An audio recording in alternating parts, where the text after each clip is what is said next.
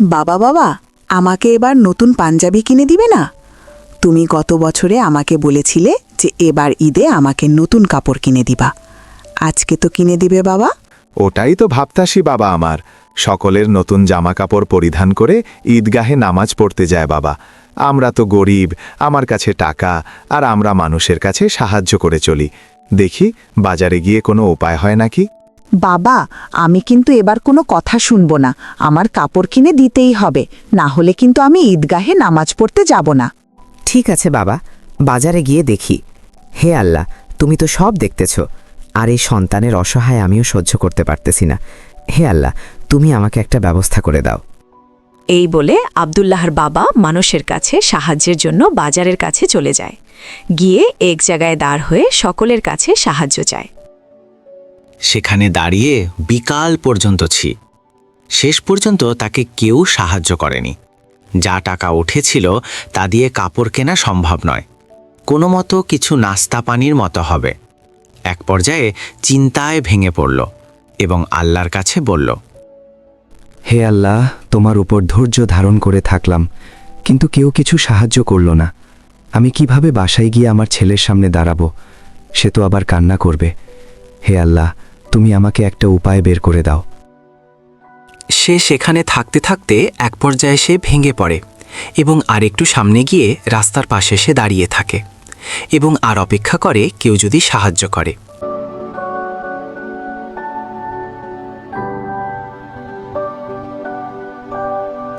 এভাবে থাকতে থাকতে এক পর্যায়ে এক লোক আসলো তার কাছে এবং বলল,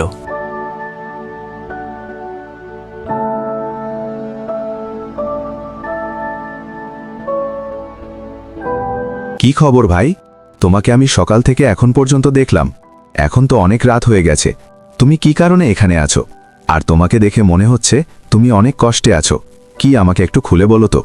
কি বলবো ওস্তাদি, আমার ছেলেটা বায়না ধরেছে যে তাকে কাপড় কিনে নিতে হবে। কাপড় না কিনলে সে নামাজ পড়তে যাবে না, কারণ আমি গত বছর তাকে কিছু দিতে পারি নাই। এবছরও যদি আমি না দেই তাহলে নিজেকে আমি ক্ষমা করতে পারবো না। তাই আমি অপেক্ষা করতেছি যে কেউ সাহায্য করে নাকি, না হলে আমি বাসায় কিভাবে যাব বলেন। বুঝছি আপনার কষ্টটা। আসলে বর্তমান সমাজে কেউ কাউকে সাহায্য করতে চায় না, মনে করে তাকে কিছু দিলে আমার মনে হয় শর্ট পড়বে, আমার সম্পদ কমে যাবে।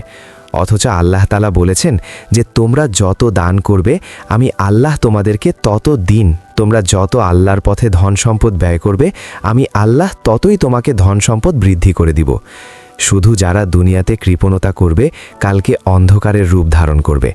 তাই আমাদের উচিত সবাইকে সাহায্য করার।